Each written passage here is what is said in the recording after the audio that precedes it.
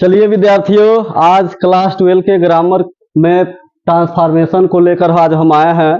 Transformation क्या है आज उसको जानिए। ट्रांसफॉर्मेशन के विषय में आज आपको पढ़ाया जाएगा। देखिए, ट्रांसफॉर्मेशन पहले होता क्या है उसको समझिए। तो पहले इसके हम डिफिनीशन पे चलते हैं। तो देखिए लिखा गया है, transformation is a method to change a sentence into another form of the sentence without changing its meaning। मतलब क्या, इसका मतलब क्या है? ट्रांसलेशन वह माध्यम है जिससे एक वाक्य के फॉर्म को दूसरे फॉर्म में बदल देते हैं, बिना क्या किए, बिना इसके मीनिंग को बदले। यानी ट्रांसफॉर्मेशन वह कला है जिससे हम एक वाक्य को दूसरे वाक्य में बदल देते हैं, लेकिन उस वाक्य का अर्थ नहीं बदलता है। तो चलिए देखिए, आज पहला रूल है इसका, मतलब शुरू कर रहे हैं इसको। तो पहले रूल पे चलते हैं। ट्रांसफॉर्मेशन का आपका पहला रूल है by removing adverb too. By removing adverb too. तो एडवर्ब टू क्या है? यह जो है एडवर्ब टू और इसके साथ यदि आपको इन्फिनेटिव टू, देखिए यहाँ पर एडवर्ब टू आया हुआ है और यहाँ पर इसके साथ इन्फिनेटिव टू भी आया हुआ है। तो कहने का मतलब क्या है विद्यार्थियों, जब भी आप देखते हैं किसी सेंटेंस में एडवर्ब टू के साथ इन्फिनेटिव टू आता है तो वाक्य निगेटिव अर्थ रखता है। इसलिए इस वाक्य का पहले हम अर्थ देख लेते हैं। तो पढ़ते हैं, he is too lazy to run fast. मतलब क्या है इस वाक्य का?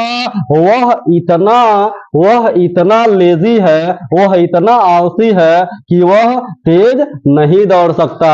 वह इतना आलसी है कि वह तेज नहीं दौड़ सकता। तो इसका नियम क्या है? इसको दूसरे वाक्य में बदलने के लिए जब हम एडवर्ब टू को रिमूव करेंगे तो नियम क्या होता है? देखिए, एडवर्ब टू के स्थान पर हम सो का प्रयोग करते हैं, अर्थात टू को किस में बदल देते हैं? सो में। और देखिए, तो इसको लिखा गया है ट्रांसफॉर्म करके, ही इज टू को बदल दिया गया सो में, बचा क्या? लेजी। अब जब एडवर्ब टू के साथ इन्फिनेटिव टू फॉलो करता है तो पहले ही आपको बता चुके हैं वाक्य जैसा कि निगेटिव अर्थ रखता है, तो इसमें अपने तरफ से क्या परिवर्तन करना होता है? इस टू के स्थान पर हम इतना अपने पास से लगाते हैं। कहने का मतलब क्या?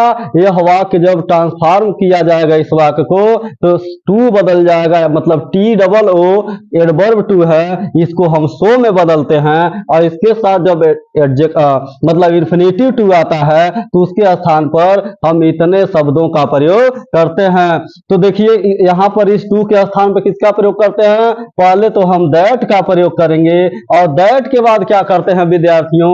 हम पहले वाले सब्जेक्ट को फिर से क्या करते हैं? दोहराते हैं और उसको दोहराने के बाद कैन नॉट या कुड नॉट का प्रयोग करते हैं। तो देखिए यहाँ पर क्या है? यहाँ पर ईज आया हुआ है, पहले मतलब पोर्शन में ईज आया हुआ है, इसलिए जब आप यहाँ सब्जेक्ट को दोहराएंगे तो आपको किसका प्रयोग करना है? कैन नॉट का प्रयोग करना है। बाकी शब्द ज्यों का त्यों लिख देना है। आइए दूसरे एग्जाम्पल को देखते हैं। तो देखिए यहाँ पर दूसरा एग्जाम्पल लिखा हुआ है, you were too honest to cheat anyone. You were too honest to cheat anyone. मतलब तुम इतने ज्यादा ईमानदार थे कि तुम किसी को ठग नहीं सकते थे, तुम किसी को धोखा नहीं दे सकते थे। इसलिए देखिए विद्यार्थियों, यहाँ पर वर आया है, मतलब क्या? यह जो वाक्य है ये किसमें है? पास्ट में है। इसलिए यहाँ पर देखिए इस टू को हम बदल दिए हैं सो में, बाकी ज्यों का त्यों इस टू को बदले हैं किसमें? दैट, यू और कुड नॉट का यहाँ पे प्रयोग हुआ है। देखिए यहाँ पर किसका प्रयोग हुआ है? कुड नॉट का। कुड नॉट का प्रयोग क्यों हुआ है? क्योंकि यहाँ पर इस में क्या आया हुआ है? वर आया हुआ है। तो कहने का मतलब क्या? जब इस वाक्य के पहले पोर्शन में आपको क्या दिखाई देगा?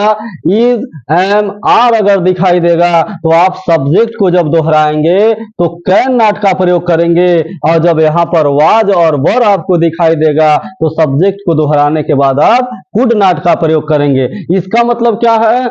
इसका मतलब ये है जो अर्थ ये वाक्य देगा वही अर्थ क्या करेगा, ये वाक्य भी आपको देगा। तो देखिए यहाँ पे कह रहा था वाक्य कि तुम इतने मतलब ईमानदार थे कि तुम किसी को ठग नहीं सकते थे। वही वाक्य ये भी कह रहा है यू वर सो ऑनेस्ट, तुम, इस सो का मतलब होता है इतना या इतने, तुम इतने ईमानदार थे, दैट का मतलब कि, तुम इतने ईमानदार थे, दैट का मतलब कि you can not cheat anyone, कि तुम किसी को ठग नहीं सकते थे। तो देखिए इस तरीके से मैं समझता हूं कि आपके लिए